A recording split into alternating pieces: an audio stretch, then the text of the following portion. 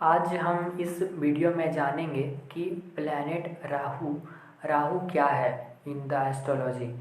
According to numerology जो 4 number है वो आपका राहु है। अगर आपका मूलांक भाग्यांक या डेट ऑफ बर्थ में या लोसू ग्रिड में 4 की रिपीटेशन बहुत ज़्यादा है तो आप में राहु की क्वालिटीज़ बहुत ज़्यादा होंगी, या आपको राहु से बेनिफिट अगर उठाना है तो राहु को अपने लाइफ में पॉजिटिव करना पड़ेगा। हर एक प्लैनेट्स की अपनी एक पॉजिटिव और नेगेटिव क्वालिटीज़ होती हैं। ज़रूरी नहीं है कि राहु बहुत ही पापी ग्रह है, छायावाद ग्रह है तो ये आपके जीवन में नेगेटिव इफेक्ट डालेगा। हाँ देखो, लाइफ में सभी लोग कुछ ना कुछ तो कर रहे हैं, पॉजिटिव काम भी कर रहे हैं, नेगेटिव काम भी कर रहे हैं, क्योंकि उसका उस जो ऊर्जा है वो उस पर इन्फ्लुएंस कर रही है, इसीलिए कर रहे हैं, है ना। तो अगर हम बात करें राहु के बारे में तो राहु एक्चुअल में शैडो प्लैनेट है, इसका कोई अस्तित्व है नहीं, ये एक्चुअली नोट्स हैं और कुछ भी नहीं है। तो कैसे ये, मगर ये ग्रह एक्चुअल में नहीं है तो इसकी उत्पत्ति कैसे हुई, ये एग्जिस्टेंस में कैसे आए इन द एस्ट्रोलॉजी। तो इसकी छोटी सी एक स्टोरी है जो राहु और केतु से जुड़ी हुई है। ये राहु और केतु कैसे एग्जिस्टेंस में आए।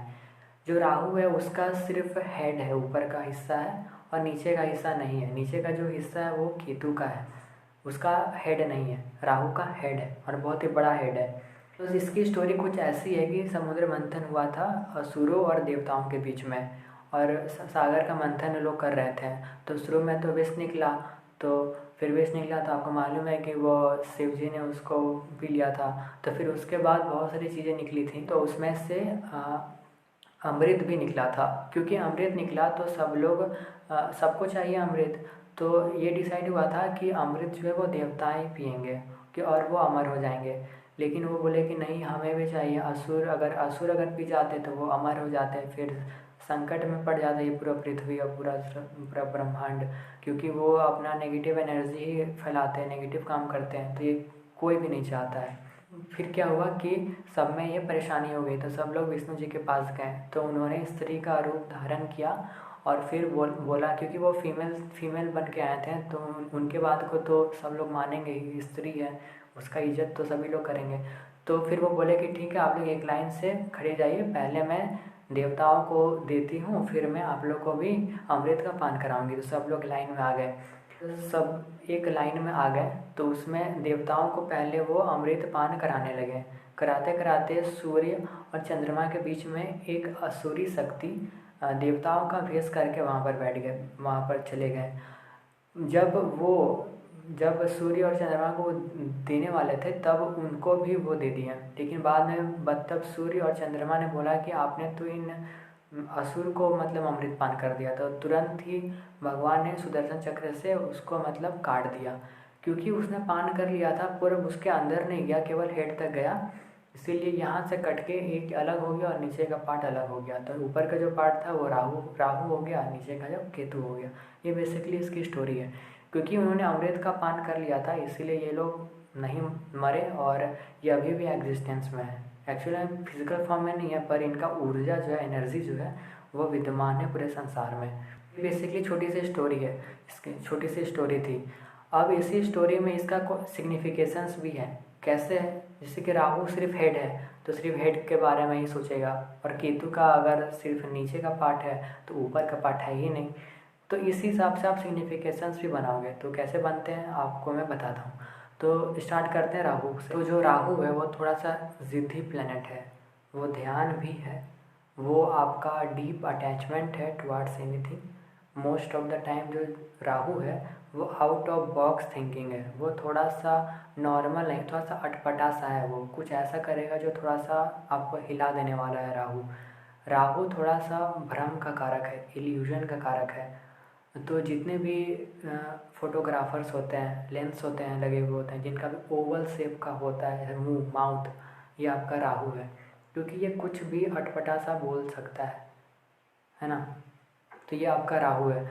राहु बेसिकली वो सब चीज़ है जो आप कल्चर्ड में नहीं करना पसंद, मतलब राहु वो हर चीज़ है जो आउट ऑफ कल्चर है। मतलब किसी को भगा के ले जाना या फॉरेन चले जाना, मतलब कल्चर में ये टिक के रहता ही नहीं है। कुछ डिफरेंट खुराफाती जो माइंड के होते हैं वो आपके राहु वाले होते हैं। इसीलिए राहु से हम मोस्टली ऐसे लोगों का जज करते हैं जो थोड़ा सा अजीब टाइप के क्रिमिनल्स हो गए, या आउट ऑफ बॉक्स सोचने वाले हो गए, भाग के शादी करने वाले हो गए, समझ रहे हो ना। तो ये सब आपके राहु की क्वालिटीज़ है। Rahu since it is a shadow planet और इसका हेड बहुत बड़ा है, तो ऐसा व्यक्ति माइंड गेम्स खेलने वाले होते हैं। मतलब सामने कुछ और होंगे और पीछे कुछ और कांड करेंगे, तो ऐसे व्यक्ति राहु वाले होते हैं। अगर आपके लाइफ में राहु, अगर आपके कुंडली में राहु जिधर भी बैठेगा ना, उधर आपका थोड़ा सा आपको दिक्कत ज़रूर करेगा। वहाँ पर आप थोड़ा सा ना वो हो जाओगे, थोड़ा सा अहंकार आप में आ जाएगा। आप बोलोगे कि मैं, जैसे कि राहु अगर पहले में आ गया तो आप खुद के लिए राहु की क्वालिटीज़ उसमें आ जाएंगी, खुद में आप थोड़ा सा राहु जैसे हो जाओगे, जिसको दिखावा करना बहुत ज़्यादा पसंद होता है। वो हमेशा शॉपिंग करेगा, या थोड़ा फोटोग्राफी में ज़्यादा रहेगा, कुछ ऐसा जो उसका एक शैडो बना हुआ रहना ही चाहिए, तो ऐसा व्यक्ति राहु वाला होता है। ऐसा कोई भी जगह जहाँ पर भीड़ भाड़ हो, जहाँ पर बहुत सारे लोग इकट्ठे हो, तो ऐसे स्थान पर राहु वाले लोग एक्टिव होते हैं।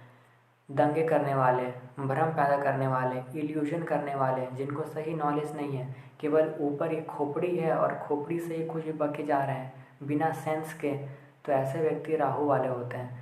ऐसे व्यक्ति बहुत ज़्यादा मैलिफिक इन्फ्लुएंस से भरे हुए होते हैं, इसीलिए ये पाप ग्रह है। जो राहु वाले होते हैं ऐसे व्यक्ति बहुत ही ज़्यादा आर्गुमेंटिव होते हैं, डिबेट करना इनको बहुत ज़्यादा पसंद होता है। इसीलिए ऐसे व्यक्ति इतना मतलब औरों से झगड़ते हैं, बातचीत करते हैं ना, दूसरा व्यक्ति परेशान हो जाता है इनसे। राहु आपका जुगाड़ है।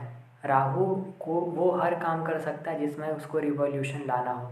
ऐसा व्यक्ति दूसरे व्यक्ति का बेइज्जती भी बहुत ही ख़राब तरीके से करता है। राहु वाले लोग बहुत ही नेगेटिव।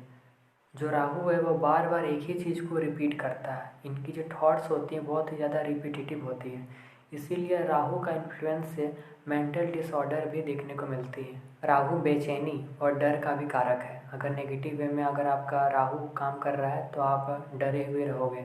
आपको बैड एनर्जीज, जो नेगेटिव एनर्जीज होती हैं वो जल्दी पकड़ती है। राहु वाले व्यक्ति मोस्टली दूसरे व्यक्ति से ज़्यादा मिसअंडरस्टूड होते हैं।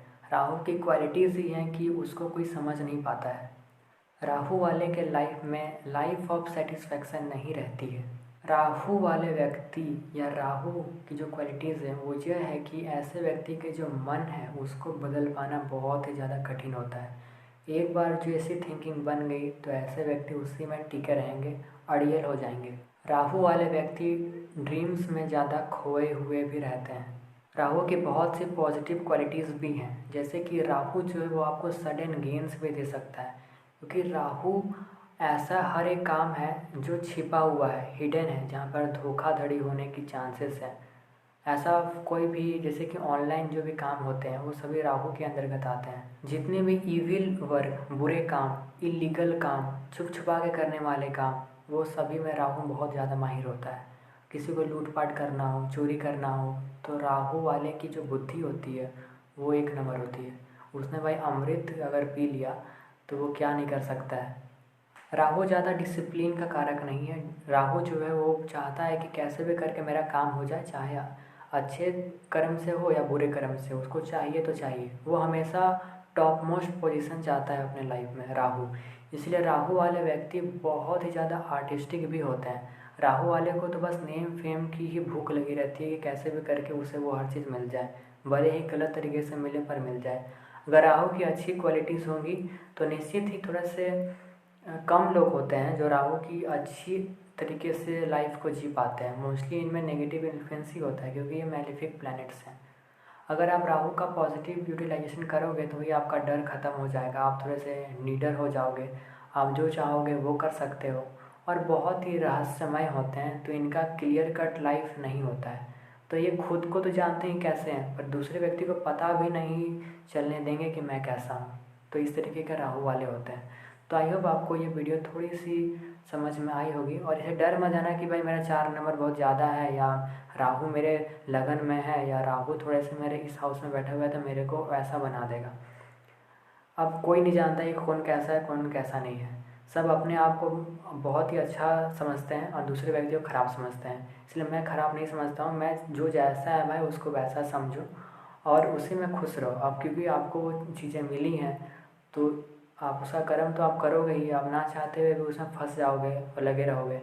तो उसमें रिग्रेट नहीं करो, जो है उसको जितना हो सकता है बैलेंस करने का प्रयास करो। कोई भी चीज़ अच्छी और बुरी नहीं होती है, बस आप उसको कैसे ट्रीट करते हो, आप उसको अपने हिसाब से कैसे लेते हो, वो ज़्यादा मैटर करता है। ठीक है, तो नेक्स्ट वीडियो में नेक्स्ट प्लेनेट पर बात करेंगे, तब तक के लिए आप अपना ध्यान रखो।